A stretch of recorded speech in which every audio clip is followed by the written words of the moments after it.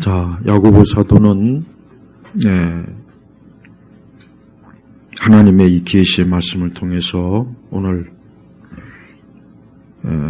우리 모든 우리 믿는 우리 성도들에게 아주 중요하고 중대한 그 교훈을 하나님의 뜻을 우리에게 증거합니다. 자, 형제들아, 주께서 강림하실 때까지 오래 참아라 그랬습니다. 주께서 강림하실 때까지. 우리 주님의 강림은 눈으로 보이는 거룩한 부활의 몸을 입으신 강림입니다. 영적 강림이 아닙니다. 왜 이 얘기를 하냐면 여호와의 증인을 비롯해서 많은 이단들이 예수님을, 그러니까 주의 재림을 영적으로 강림한다, 영적으로 재림한다, 이렇게 영적 사기를 치는 거예요. 또 예수님이 마지막 때에 자기에게, 자기 육체를 비로소 이 땅에 왔다. 그러니까 신천지도 그렇고 여호와의 증인도 그렇고, 그러니까 많은 이단들이 예수님의 재림하심에 대해서 영적 재림을 가리켜요. 그게 아닙니다. 예수님은 영적 재림이 아니라 부활의 몸을 입고 눈으로 보이는 것, 눈에 보이게 이 땅에 오시는 거예요. 그러니까 예수님을 영적 재림이라 하면은 보이지 않는 예수님이 이미 재림하셨다. 그러니까 특히 여호와의 증인이 그렇게 사기를 치잖아요. 그게 성경에 어디 있어요? 예수님은 제자들 앞에서 하늘로 승천하실 때 그 모습 그대로 눈에 보이게 이 땅에 오시는 거예요. 그러니까 우리가 예수님의 재림에 대해서 잘 분별해야 돼요. 예수님이 이 땅에 다시 오실 때는 그분은 부활의 몸을 입으시고 모든 사람이 눈에 보이도록 이 땅에 오시는 거예요. 몰래 어디서 숨어서 우리는 알지도 못하는데 이미 예수님 오셨다. 벌써 성경에 맞지 않는 얘기잖아요. 근데 이 성경에 맞지 않는 걸 또 사람들은 정말 그런가 보다 하고 또 믿고 그 허망한 이단에 빠져서 그릇된 잘못된 신앙으로 얼마나 그 인생을 또 허비하고 있습니까? 우리 야고보 사도가 분명히 주께서 강림하실 이 강림은, 이 재림은 우리 눈에 보이는 예수님이 오시는 것을 이 땅에 있는 모든 사람들이 다 보는 거예요. 그러니까 우리는 주의 재림을 영적 재림이라 해가지고 이미 보이지 않게 이미 오셨다. 이미 벌써 오래전에 오셨는데 우리가 모를 뿐이다. 또 주의 영이 어떤 한 사람의 몸에 들어와서 그 사람을 통해서 이제 예수님의 마지막 사명을 감당한다. 이런 말들은 다 성경에 없는 그런 잘못되고 거짓된 가르침이라고요. 그러니까 그런 말에 속지 말아요. 다만 우리는 예수님의 이 강림하심을 기대하고 또 사모하고 고대하고 그러한 신앙을 우리가 꼭 가지고 있어야 됩니다. 사실은 많은 교회를 출석하는 또 교회를 다니는 많은 분들이 이러한 예수님의 이 강림하심에 대해서 별 기대가 없죠. 별 기대가 없고 그렇게 크게 이게 중요하다는 생각도 하지 않는 것 같고, 이게 복음의 아주 중대한 한 과정이라는 것도 모르는 거예요. 그러니까 이단들은 엉뚱한 재림신앙을 가지고 있고, 또 정통신앙이라고 가지고 있는 분들은 아예 별 예수님에 대한 재림, 강림에 대해서 별 기대도 없고, 그러니까 그러한 그 아주 잘못된 그 신앙의 요소를 가지고 있어요. 그래서 야고보서에서 이 야고보는 주의 강림하실, 그러니까 주님의 재림을 분명하고 또 반드시 있을 것이라는 것을 전제로 우리에게 어때요? 예수님의 재림과 강림을 기대하고 그 대신 뭡니까? 오래 참아라, 오래 참아라. 아마도 이때도 이제 그 초대 교회의 이 신자들이 예수님이 언제 오실까? 이제 곧 오시겠지. 이제 많은 핍박이나 어려운 가운데 있다 보니까 아유, 빨리 주님이 오셨으면 좋겠다. 세상 살기가 참 힘들다. 믿음 생활하기가 참 힘들다. 그 당시 성도나 지금 시대 성도나 비슷한 거예요. 똑같은 거예요. 마음이. 우리도 이 땅을 진정한 성도는 진정한 정말 거듭나고 중생한 참된 믿음을 가지고 있는 성도는 반드시 어때요? 어떤 마음을 가지고 있습니까? 아, 빨리 주님이 오셨으면 좋겠다. 빨리 천국에 갔으면 좋겠다. 아, 주님이 빨리 오셔서 이 땅의 이 고통과 괴로움을 이제는 참 살았으면 좋겠다. 그런 마음을 갖게 돼 있어요. 당연히 그런 마음을 갖게 돼 있죠. 그러나 그런 마음이 없이 교회를 다니는 사람들은 그 사람들은 그리스도에 대한 예수님에 대한 믿음도 없고 그들은 구원에 대한 실제적인 믿음도 없고 천국도 없고 그냥 교회를 자기 삶에 위안이나 받을까 해서 교회를 다니는 거죠. 실제적으로 그런 성향의 분들이 더 많아요. 훨씬 더 압도적으로 많죠. 우리가 예수님을 믿을 때 그 믿음이 명확해야 되는데 그 믿음이 명확할 때 분명히 우리는 예수님이 빨리 이 땅에 오셨으면 좋겠다. 빨리 재림하셨으면 좋겠다 하는 그 믿음을 분명히 가지게 돼 있어요. 주님을 사랑한다고 하면서 주님을 빨리 뵙고 싶다. 이런 마음이 없는 게 이게 모순 아닙니까? 잘못된 거죠. 사람은 자기가 가장 원하고 바라는 것을 그게 빨리 이루어지고 빨리 그것이 성취되길 바라는 거예요. 누구나 마찬가지예요. 근데 우리 성도들에게 있어서 우리의 믿음의 주요, 우리의 구원자 되시고 또 우리의 소망이시고 우리의 위로자 되시고 그분을 우리가 간절히 뵙기를 사모하는 그런 마음이 없다면 그 사람이 어떻게 예수님을 믿는다는 그 증거가 그에게 어떤 것으로 드러나겠습니까? 분명히 없을 거라고요. 그래서 우리 성도들은 주께서 강림하시는 걸 바라보되 그러나 좀 오래 참아라. 오래 참아라. 왜 이유로 왜냐?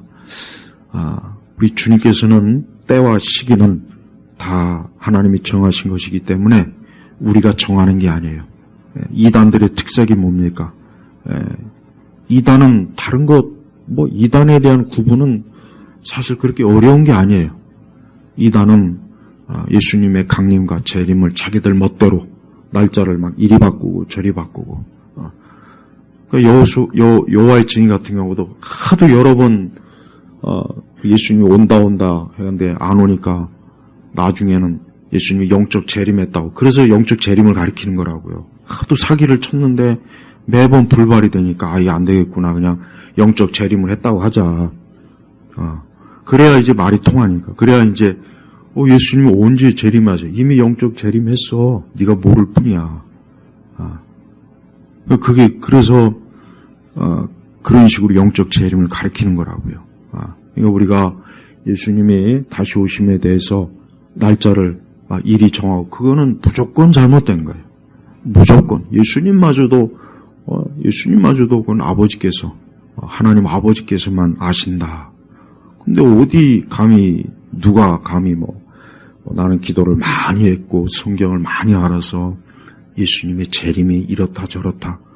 그거 다 거짓 교사들의 특징이라고요. 그러니까 그런 거짓 교사들을 조심해야 돼요. 그러니까 우리 시대는 워낙 이단들이 많아요. 이단들이 엄청 많습니다. 엄청. 또 성경을 잘못 가르치는 사람도 많아요. 이단은 아닌데 성경을 잘못 가르치고 성경의 말씀을 있는 그대로 가르치질 않아요. 죄에 대해서도 율법에 대해서도 십자가에 대해서도 구원에 대해서도 천국과 지옥에 대해서도 이런 부분들도 일체 아예 언급도 하지 않잖아요. 그냥 맨날 교회 오면은 하나님이 여러분을 사랑하십니다. 그죠? 맨날 위로나 하죠. 그래가지고는 그거는 그건 신앙이 아니라고요. 그건 무속이요, 무속. 제가 무당에 대해서도 많이 책을 보고 연구하는데, 예전부터. 보면은, 우리나라 교회는, 이건 정말 좀 말하기 좀 그렇지만, 거의 무속신앙이에요. 그러니까 제대로 성경을 가르치지 않으니까, 그러니까 이단이 많이 생기는 거예요. 그러니까 성경을 있는 그대로 구구절절 좀 가르치면 얼마나 좋겠어요. 그렇게만 해도 크게 벗어나지 않을 텐데, 응?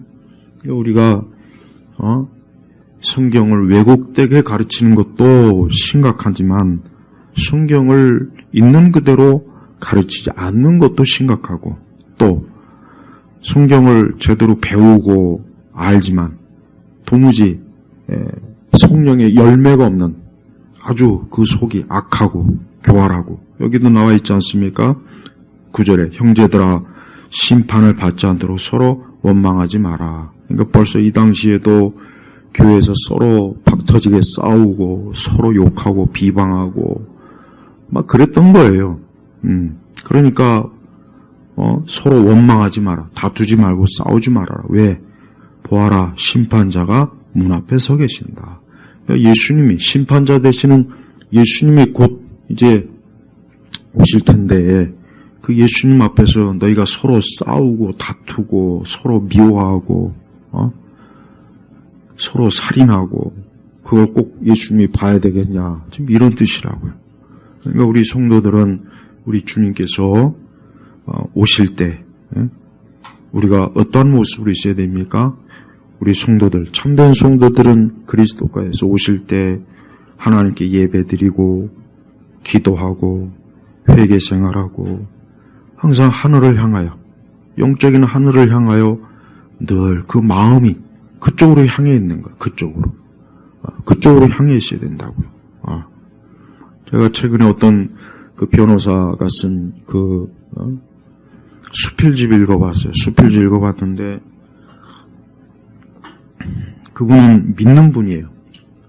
믿는, 교회를 다니고, 근데 그 아버님이 이제 중환자실에 있는데 생명이 위독한 거예요. 그러니까 막 의사가 응급조치를 취하니까 이제 나중에 이 아버님이 야, 그 의사가 좀 응급조치 좀 취하지 말라 그래라. 다음에 내가 막 그러면 잠깐 깨어났을 때. 왜냐하면 하나님께서 이렇게 좋은 것을 나에게 보여주시고 너무나 좋은 것을 나에게 이렇게 지금 내가 막 그냥 그곳에서 막 은혜, 그냥 말로 다 할 수 없는 그 천국의 그 영광스러움을 막 누리려고 하는데 의사가 나를 다시 또 깨워가지고 여기로 보내지 않느냐.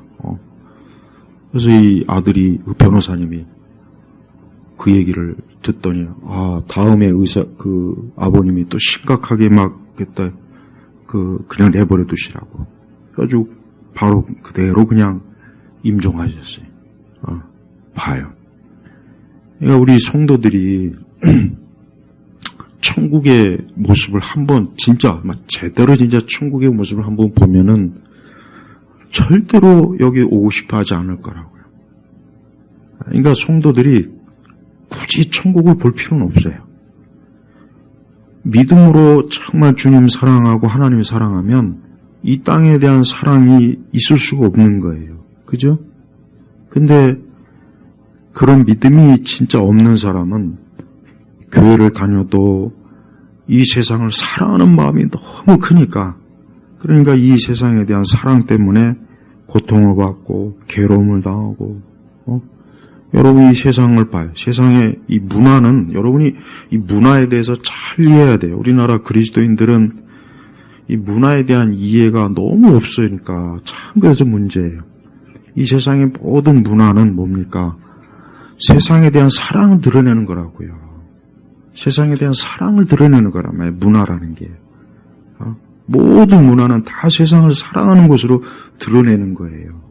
그러니까 성도들은 이 세상 문화가 화려하고 사치스럽고 굉장히 뭔가 고급스럽고 막 그럴 때 거기에 이렇게 눈이 돌아가면 안 돼요. 왜냐? 바로 그게 뭡니까? 이 세상을 사랑하는 표시로 나타나는 거라고요. 예, 성도는 저 하늘의 영광과 하늘의 빛을 사모하며 살아가는 사람들이지, 이 땅의 영광과 이 땅의 그 잠깐의 빛을 사모하며 사는 사람이 아니라고요. 그러니까 진정한 성도는 하나님, 주님을 바라보고 주님을 사모하고 주님에 대한 영광, 그거를 내가 신문에서 보니까 딸을 둔 어머니들이 이제 입식, 이제 시험 끝나고 나면 그 딸들을 이 성형시키는데 또 계획이 다 있대요. 그래서 눈부터 머리끝부터 발끝까지 싹 갔다 오면 분명히 내가 낳은 딸인데 병원 한번 갔다 오면 완전히 달라지는 거예요. 그러니까 자기 딸을 그냥 최고의 미녀로 만드는 또 계획이 있는 거예요. 이제 입시가 끝났으니까 이제 그게 바로 뭐예요? 세상 영광을 드러내는 거예요. 그러니까 엄마들이 이 머리가 텅 비어가지고 그 딸 아이한테 좀 제대로 된 지성과 좀 그런 걸 갖출 생각 안 하고 성형 수술해가지고 머리부터 발끝까지 싹 다 갈아치울 그 생각만 하는 거예요. 그게 진짜 행복인가요? 그래봐야 남자나 여자나 나이 들면 다 주름 생기고 머리 희고 그러니까 이 육에 속한 사람은 이 땅의 영광만을 생각하는 거예요. 근데 신자들이 만약에 그런 식으로 산다면 그 사람은 그리스도에 대한 마음이 없으니까 그런 거라. 없으니까 이 땅에 대한 그러니까 이 야고보 이 사도가 하나님 앞에서 우리 성도들에게 뭐라고 권면합니까? 주께서 강림하실 때까지 오래 참아라. 그러니까 주의 강림을 사모하고 바라보되 오래 참아라. 좀 인내해라. 마치 농부가 땅에 귀한 열매를 얻으려고 계절의 변화를 다 기다리고 수고하는 것처럼 좀 참아라. 그러면 이제 열매를 얻을 것이다. 즉 그리스도의 재림이 너희가 누릴 것이다. 그러니까 그런 위로의 소망을 주는 거예요. 성도들도 주의 강림을 사모하고 바라봐야 돼요. 그게 얼마나 축복입니까? 여러분, 세상 이 영광은 아무것도 아니에요. 여러분, 이 세상은 그냥 한순간이에요. 성도들이 이걸 좀 잘 이해했으면 좋겠어요. 내가 살고 있는 이 시간과 삶이라는 게 정말 하나님 앞에서는 정말 눈 깜짝할 사이다는 거. 그냥 한순간. 그러니까 예수님이 하나님 앞에서는 1000년이 하루 같고 하루가 1000년. 이게 뭡니까? 이 시간 자체가 하나님 앞에서는 없는 거예요. 그러니까 시간이라는 것도 그러니까 그 아인슈타인의 상대성 원리가 굉장히 중요해요. 그게 굉장히 중요합니다. 여러분, 시간이라는 것도 우리는 시간을 의식하지만 하나님 앞에서는 시간이 없는 거예요. 그러니까 우리는 다윗이 막 3000년 전, 아브라함이 막 4000년 전 사람이지만 하나님은 그게 아니라고요. 하나님은 그냥 현재라고, 현재. 우리나 3000년, 4000년이지. 그러니까 우리나 예수님이 2000년에 오셨다 그러지, 예수님은 무슨 2000년이, 그냥 현재라고, 현재. 예수님께는 시간이 없는 거예요. 이 시간이라는 것도 우리가 물리학에서는 시간이라는 것을 굉장히 중요한 연구 과제로 삼잖아요. 근데 성경적으로 보면 시간 자체도 어때요? 그것도 하나의 물리적 하나의 요소밖에 안 되는 거예요. 그러니까 하나님 나라에는 시간이 구애가 전혀 없어요. 그러니까 우리 성도들이 우리에게 주어진 시간이라는 것도 하나님 앞에서는 없는 겁니다. 우리나 시간을 의식하는 거예요. 그것도 무슨 엄청나게 또 많은 것도 아니잖아요. 그러니까 항상 내가 주님을 언제 뵐지 그 믿음과 마음으로 우리 성도들이 살아가야 돼요. 그러니까 그런 믿음과 마음을 가진 사람은 주의 강림을 기뻐하면서 뭐 주님이 왜 이렇게 안 오셔? 뭐 2000년이나 지났는데 뭐 이렇게 어쩌고 저쩌고. 그런데 조금 더 그런데 마음 쓸 일도 없고 휘둘리지도 않아요.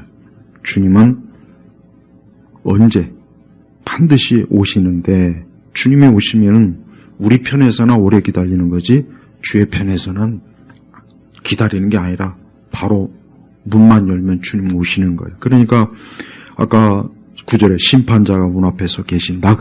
이 말을 쓴 이유가 우리가 조금이라도 사람 편에서 이해하게 하려고 쓴 거라고요. 그러니까 성도들은 주님이 오시겠구나, 곧 주께서 오시는구나 하는 이 기대감, 믿음을 가지고 있어야 돼요. 그래서 8절에 너희도 오래 참아 너희 마음을 굳게 하여라. 그러니까 지금 사도 야고보가 몇 가지 교훈을 주는데, 첫째는 너희 마음을 굳게 하여라. 굳게 하여라. 이 굳게 하여라는 것은 뭐냐면 믿음을 굳건하게 가져라. 믿음이 흔들리지 말아라. 예수님에 대한 믿음, 주님이 다시 올 것이라는 믿음, 이 믿음을 너희가 흔들리지 말고 굳건하게 가져라. 이 뜻이에요. 우리도 이 세상을 우리가 살면 사실 지금 시대에는 참 우리가 믿음 생활하는 게 물론 그 어느 때보다도 힘들지만, 그러나 우리 역시 우리 이전의 믿음의 우리 선조들하고 똑같은 조건이에요. 그 시대나 이 시대나 별로 다를 거 없어요. 참된 믿음은 똑같은 거예요. 그러니까 우리의 믿음이 굳건해야 돼요. 내가 그리스도를 믿는 믿음을 굳건하게 가지자. 내 이 믿음이 흔들리면 안 된다. 내가 하나님 말씀 안에서 굳건하게 살아야 된다. 내가 이 세대의 흐름과 이 세대의 이런 온갖 이 세상적인 것에 절대로 내가 휩쓸리면 안 된다. 그런 마음, 그런 믿음이 항상 굳건하게 가지고 있어야 돼요. 그래서 너희 마음을 굳게 하여라. 마음이 흔들리면 안 되는 거예요. 마음이 흔들리면 안 돼요. 마음이 흔들린다는 것은 벌써 뭐예요? 우리의 마음이 세상에 우리의 마음을 빼앗으려고 하는 거예요.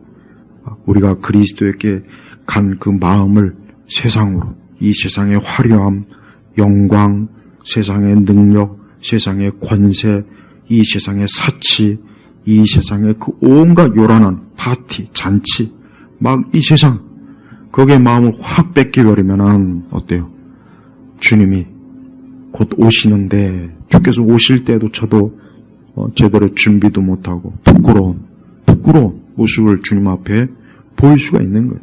그러니까 마음을 굳게 해야 돼. 흔들리지 말고 항상 내가 언제나 주님을 맞이할 것이다. 내가 주님을 기쁨으로 영광스럽게 맞이할 것이다. 이 믿음을 가지고 있어야 돼. 주님이 오실 때는 심판의 날이에요. 심판의 날. 심판의 날이라고. 그래서 9절에 보니까 심판자라고 했죠. 예수님을 심판자. 뭘 심판하십니까? 이제는 이 인류를, 이 땅에 있는 모든 사람, 아니 아담 이래로 아담을 포함해서 모든 사람을 심판하시고, 지난주에 말했죠. 양과 염소, 즉 믿는 자와 믿지 않는 자를 하나님이 딱 구분해서, 우리 주님이 구분해서 그 심판장은 예수님이에요. 하나님께서 예수님에게 위임을 했어요. 예수님이 마지막 때 심판의 주로 이제 모든 사람을 심판하는 거예요. 여러분, 그게 얼마나 무서운 일인지 알아야 돼요. 여러분 법정 가봤습니까? 여러분, 일반 법정도 얼마나 그게 심각한데요. 보통 심각한 게 아니에요, 거기. 하물며 하나님의 심판대 앞에서 모든 사람이 쓰는 거예요. 모든 사람이. 그때 그 자리에서 우리 주님께서 모든 사람은, 한쪽은 양이요, 한쪽은 염소예요. 양은 예수 그리스도를 끝까지 쫓은 사람이에요. 좁은 길로 가면서 세상 영광을 사랑하지 않고, 세상을 사랑하지 않고 그리스도를 사랑하고 그 속에 성령의 열매를 맺고 자기 십자가를 지고 이 땅에서 혹 그가 거지처럼 부자 앞에서 그가 세상에 많은 것들을 얻거나 성취하지 못했어도 그래도 하늘을 바라보면서 하늘의 영광을 소망하며 산 그 사람이 양에 속한 자이고, 염소는 뭡니까? 자기 인생을 산 거예요. 자기 인생, 자기 영광, 자기 능력, 자기 성취, 자기 성취.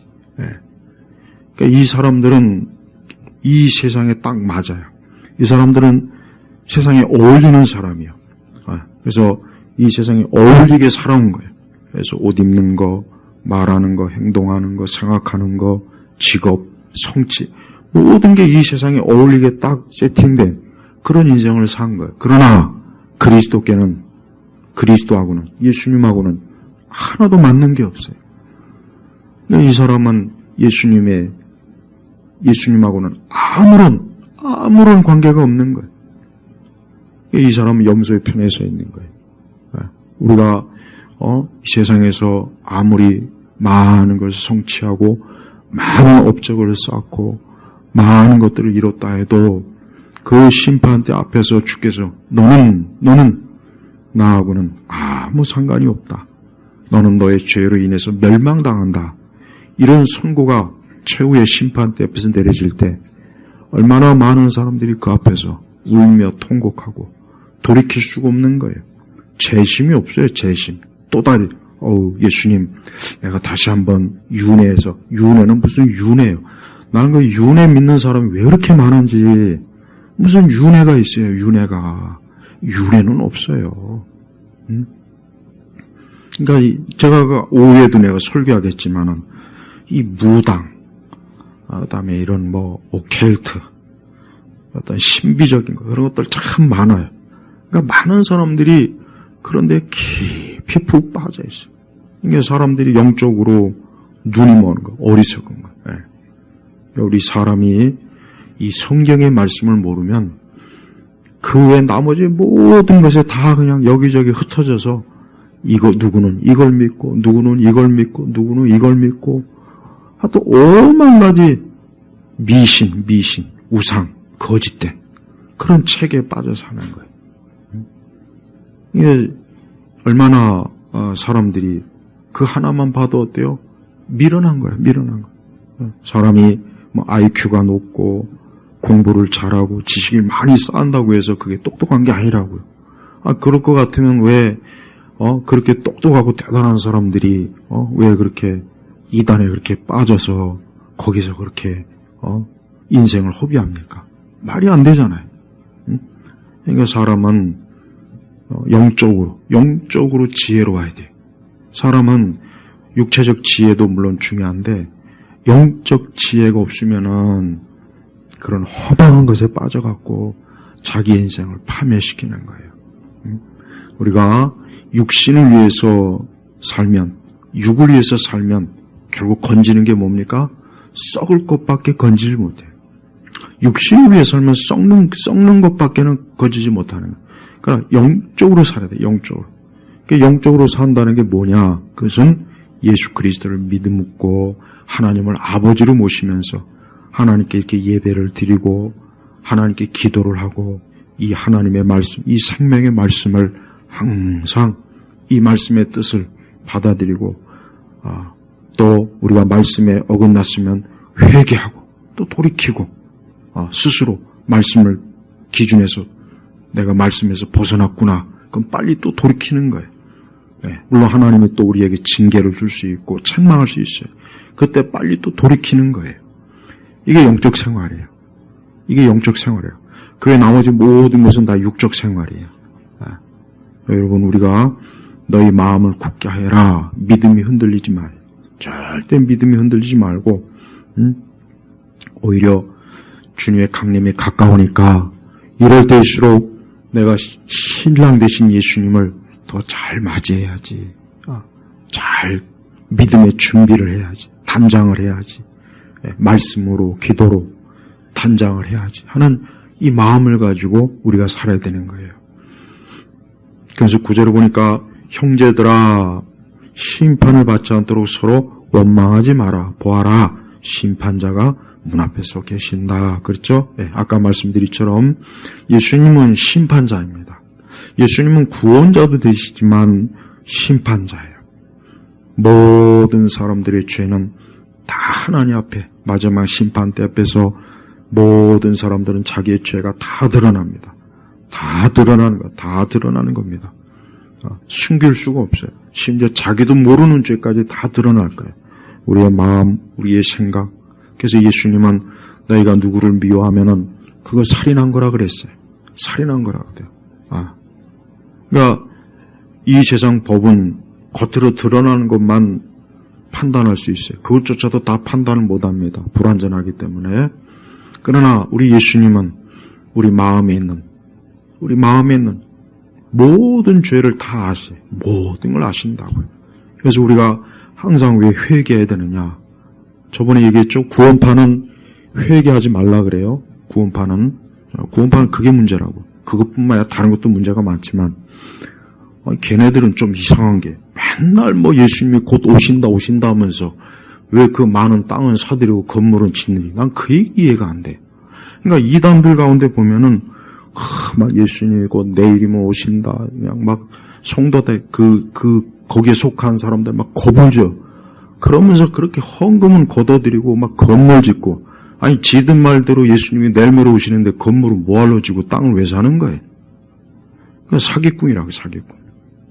사기꾼이라고. 예수님이 내일 모레 오면 있는 땅도 팔아서 없애버려야지. 그러니까 이단에 속한 사람들은 이 머리에 지식이 부족한 게 아니라 이 영적으로 어리석고 미련한 거예요. 그러니까 그걸 잘 우리가 알아야 돼요. 우리 주님은 심판자이기 때문에 심판을 받지 않도록 서로 원망하지 마라. 우리 주님은 모든 사람들이 무엇을 하고 어떤 생각을 하고 어떤 일을 다 알아요. 역사 속에서 얼마나 많은 사람들이 최근에 키신저가 죽었죠. 돌아가셨죠. 딱 100세를 딱 살고 죽더라고요. 키신저. 그 사람은 유대인이에요. 유대인. 하여튼 키신저를 좋아하는 사람도 있고 싫어하는 사람도 있고 그 사람이 100년 동안 살면서 어떤 많은 일들을 했겠어요. 정치적으로 특히 정치인이니까 얼마나 많은 일을 했겠어요.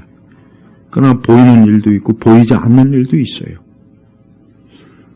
드러나는 일도 있고 드러나지 않는 일도 있다고요. 그러나 하나님은 그가 뭘 했는지 다 아시는 거예요.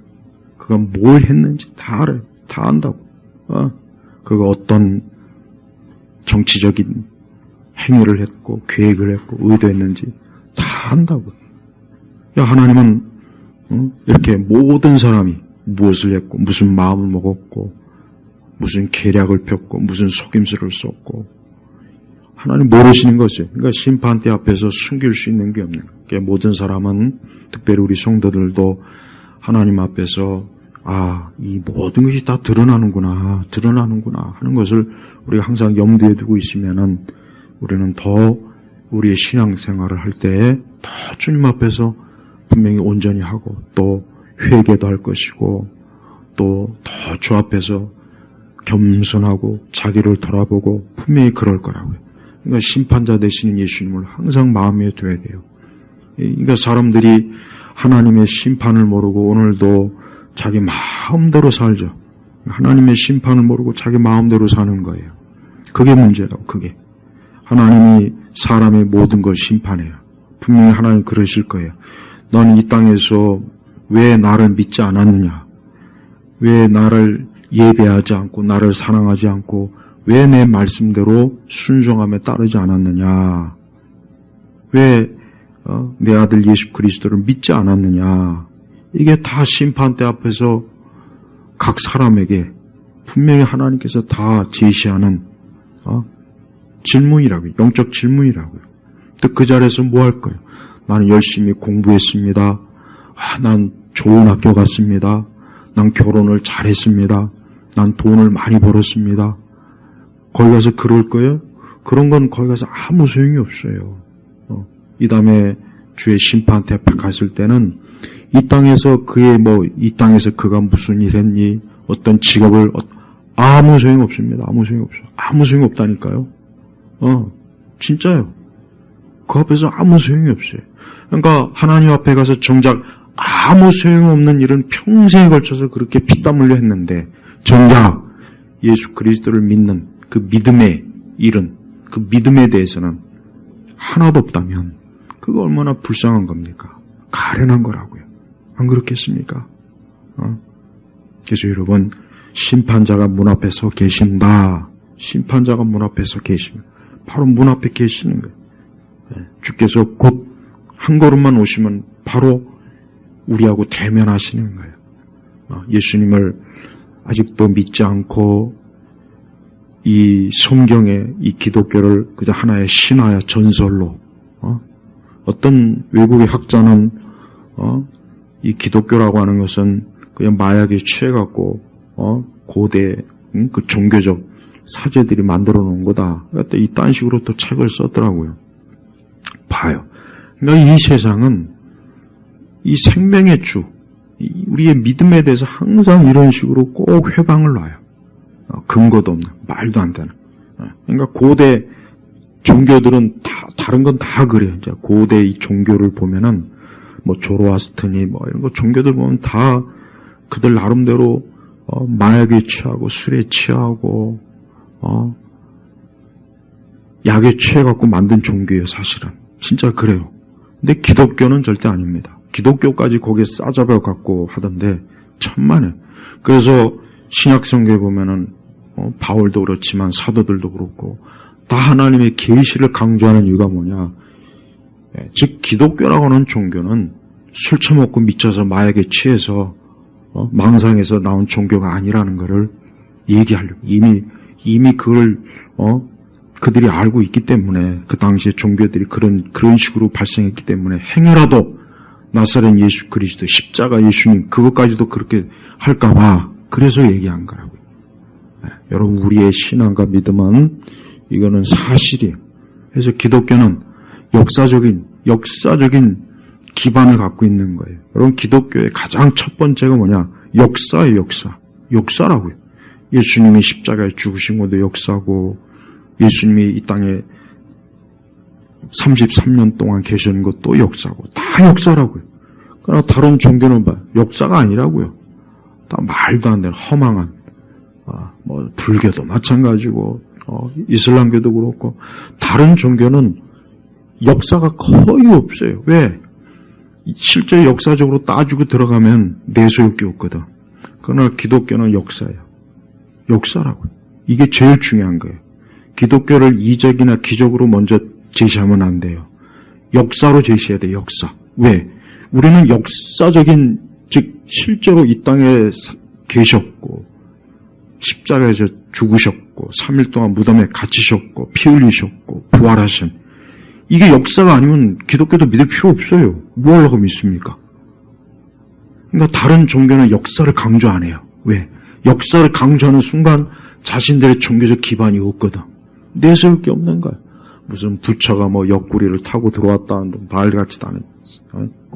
그러니까 여러분, 그러니까 일반적인 그 공부를 해보면은 다른 모든 종교가 얼마나 허망한 종교인지 그거 하나만으로 알 수 있어요. 그러나 기독교는 연구하면 연구할수록 기독교는 부정할 수가 없어요.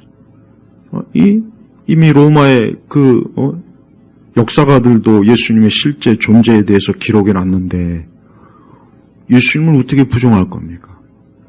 예수님은 부정할 수가 없다고요. 마찬가지로 역사적인 근거가 있으면 그 외의 나머지는 다 사실인 거예요. 그러니까 우리가 이걸 분명히 알아야 돼요. 그러니까 오늘 우리 시대 이 기독교는 역사적인 이 기독교에 대해서 별 강조를 안 해요. 그러니까 꼭 이방 종교처럼 무슨 환상, 망상에 사로잡혀가지고 그러니까 기독교가 도매금으로 삼류 종교가 돼버린 거예요. 천박한. 그저 사람들이 모여서 손들고 열광하고 떠들고 춤추고 노래하고 그런 종교는 다른 데도 다 있어요. 다 있다고. 요즘 불교는 또 남녀 청춘들을 또 매칭해주는 결혼 막 그거까지 하대요. 요즘 참 별걸 다 해요. 결혼도 하는 승려들이 왜 그 남녀 청춘들 결혼을 또 주선하는 그런 템플스테이도 할까? 그러니까 종교라고 하는 게, 그러니까 지금의 이 종교는 역사고 뭐고 그런 거 필요 없고 그저 당장 당신의 삶에 의미를 주는. 그러니까 기독교도 그렇게 가요. 처음엔 좋은 것 같죠. 그러나 그런 종교는 허망한 종교예요. 난 예수님이 만약에 이 땅에 존재하지 살아계시지 않았다면 난 안 믿습니다. 내가 왜 믿습니까? 그런 허망한 걸 왜 믿냐고요. 예수님이 살아서 이 땅에 저 팔레스타인 지금의 저 땅을 걸으셨고 그분이 십자가에 진짜 십자가를 매셨고 피 흘리셨고 그게 사실이면 뭡니까? 그건 사실이에요. 그럼 예수님의 강림도 사실이라고요. 반드시 예수님도 실제로 오신다고요. 봐요. 기독교를 아직도 기독교나 성경이 받아들일 수 없다면 그러면 실제로 깊이 연구하고 정말 성경이 사실인가 아닌가 그걸 보란 말이에요. 다른 종교는 백날 천날 연구해봐요. 없어요.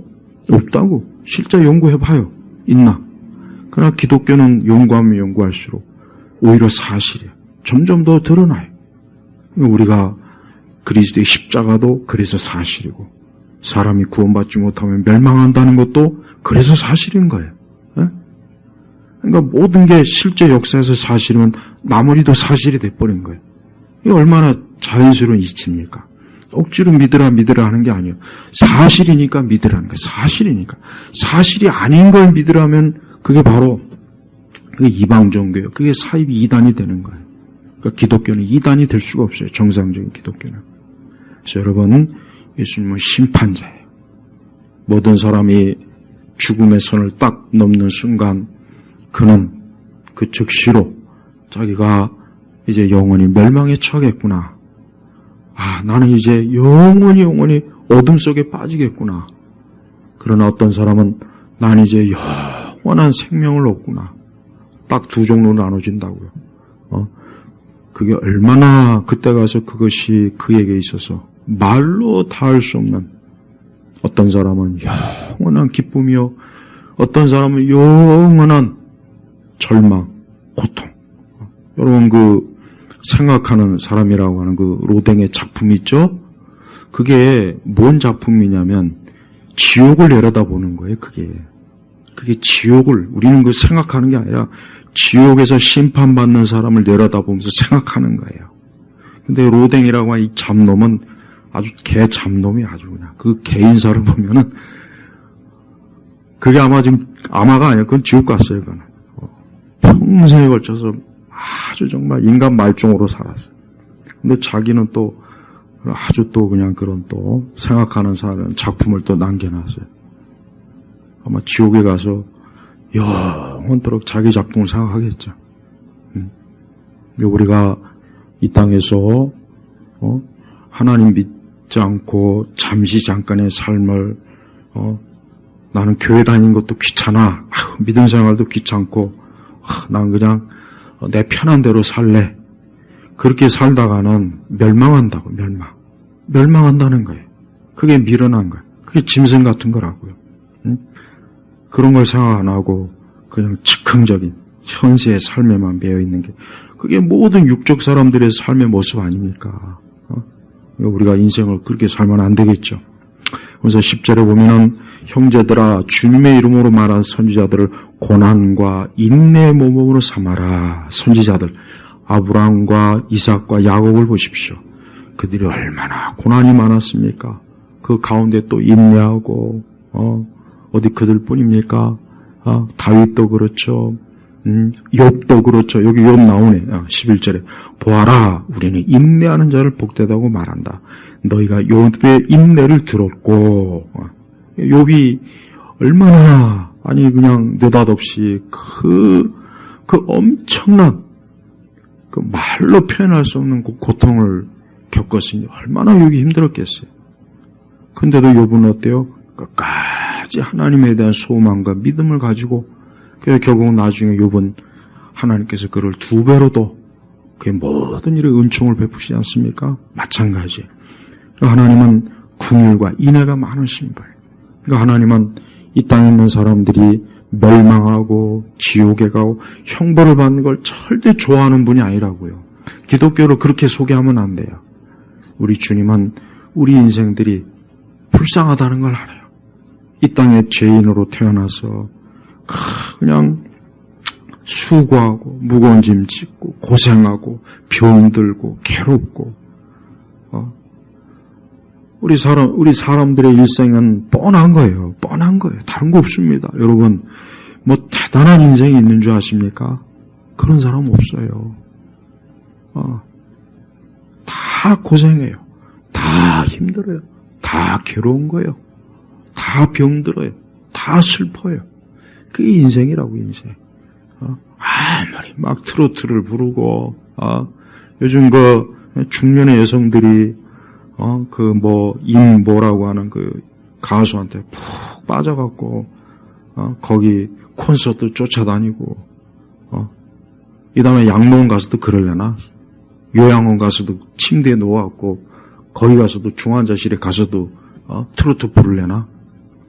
그러니까 사람들이 나이를 먹으면, 이제 여기 이제 사람이 한 40대 중반, 그때쯤 넘으면 서서히 죽음에 대한 생각이 오고, 또 막연히 불안하고 두렵고, 뭔가 모르게 초조해요. 그러니까 그런 거를 이겨보려니까, 그걸 좀 잊으려고 보니까, 그냥 미친 듯이 노래를 부르고, 콘서트 찾아다니고, 그래서 여기 사시사철, 그저 놀러 다니고, 그러는 거예요. 다른 이유가 있어서 그런 게 아니에요. 불안하니까. 내적인 불안이 있는 거예요. 인간은 가만히 있어도 내적인 불안이 있어요, 사람은. 왜 그러냐? 하나님에 대한 영원한 믿음, 지식이 없는 거예요. 그게 없는 거예요. 그러니까, 내일 모레면 곧 있으면 이제, 뜨거운 화롯감에 들어가서 가루가 될 텐데, 그것도 모르고, 콘서트 가가지고, 어쩌고저쩌고. 난 그거 너무 안타까워요. 그러니까 사람들이 뻔해요. 성경에서 말한 인간의 인생이 너무 명확해. 소망이 없는 거예요. 그러니까 소망이 없으니까, 이거 불안하고 소망이 없고, 죽으면 내 앞에서 왔다 갔다, 저승사자나 내 앞에서 왔다 갔다 거리지. 이건 건강은 또 점점 쇠퇴하지. 아무리 바르고 먹어도 점점 주름살은 늘어나고, 머리는 하얘지고, 머리는 빠지고, 관절에 힘이 빠지고, 무릎은 탁탁거리지. 전도서 맨 끝장에 봐요. 다 나오잖아요. 그러니까, 어떻게 하면 그냥 발버둥 쳐서 살려고 하는 게 인간의 마지막 모습입니다. 근데 기독교는 어때요? 부활이에요, 부활. 부활이라고요. 여러분, 기독교만큼 우리 인생에 소망을 주는 건 진짜 없습니다. 여러분들이 극한 고통을 겪어보면 이해할 수 있어요. 사람이 극한 고통을 겪어보면, 사람이 결국은 아무 소망이 없구나. 이렇게 소망이 없을 때, 진짜 이거 정말 큰일이겠구나. 그때 예수님이 없으면 어떻게 되겠습니까? 자기가 뭘 붙잡겠냐고요. 좋은 스마트폰을 손에 붙잡고 죽을 거예요? 좋은 차를 타고 다니면서, 하긴 우리나라 사람들 마지막 죽을 때는 다 좋은 차 타고 가더만. 좋은 차. 그러니까 죽어서 좋은 차 타는 것도 나쁘진 않은데, 천국 가야죠, 천국. 영생이를 해야지, 영생이. 네? 죽은 시체 좋은 차 캐딜락 타면 뭐 하겠어요? 아무 소용없는 거예요. 여러분, 우리가 그저 먹고 마시고 일하고 바쁘게 사는 게 중요한 것이 아니라 영원한 것을 준비해놔야죠. 그걸 준비해놓지 않고 내가 여기서 잠깐의 행복, 그저 잠깐의 행복을 위해서 영혼을 포기한다는 건 그건 가장 어리석은 거예요. 우리가 오늘 우리 성도들이 오늘 말씀처럼 주의 강림하심을 기다려 믿음 생활 잘 이기시고 인내하시고 견뎌내시고 곧 내 앞에 영원한 천국이 있다. 영생이 있다. 그 좋은 곳이 있어요. 아까 처음에 있잖아요. 그 변호사 아버님이 내가 그 엄청나게 좋은 곳을 그냥 지금 보고 있는데 의사가 나를 살려내갖고 내가 또 이렇게 힘들대. 두 번째는 절대 깨우지, 생명 그거 하지 말라고. 그 변호사가 자기 책임져 쓴 거예요. 봐요. 그러니까 우리 성도들이 이 세상이 좋을 것 같지만 세상은 좋은 것이 아닙니다. 정말 세상이 좋다면 하나님께서 천국은 굳이 따로 만들 필요가 없죠. 그리고 우리를 구원할 필요도 없죠. 그렇지 않겠습니까? 인간은 구원받아야 되기 때문에 그러는 거예요. 구원받지 않으면 소망이 없기 때문에 하나님께서는 그 아들 예수님을 이 땅에 보내신 거라고요. 한번 생각해 보시죠. 논리적으로 생각해 보래요. 논리적으로. 저는 종교적으로 괜히 막 그런 식으로 밀어붙이지 않습니다. 논리적으로 따지고 이해하고 합리적으로 생각해 보라는 거예요. 기독교를. 이게 과연 맞는지 틀리는지. 예수님 안 믿는 사람은 소망이 없어요. 그 사람은 지금 저 밝은 햇빛을 볼 수 있겠지만 내일이면 캄캄한 어둠에서 영원히 슬퍼할 거라고요. 그게 좋으면 끝까지 그 길로 가고 잠깐 이 땅에서 신앙생활의 어려운 수고를 견뎌내고 영생에 이르기를 원한다면 빨리 예수님 앞으로 나와야 돼요. 그것만이 소망이에요. 우리 성도들이 그리스도를 믿음으로 이 소망 가운데 사시길 주의 이름으로 축복합니다. 기도하겠습니다.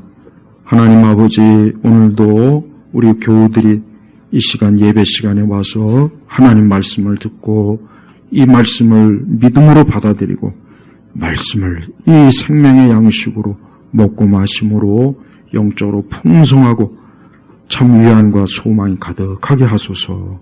예수님의 이름으로 기도 올렸습니다. 아멘.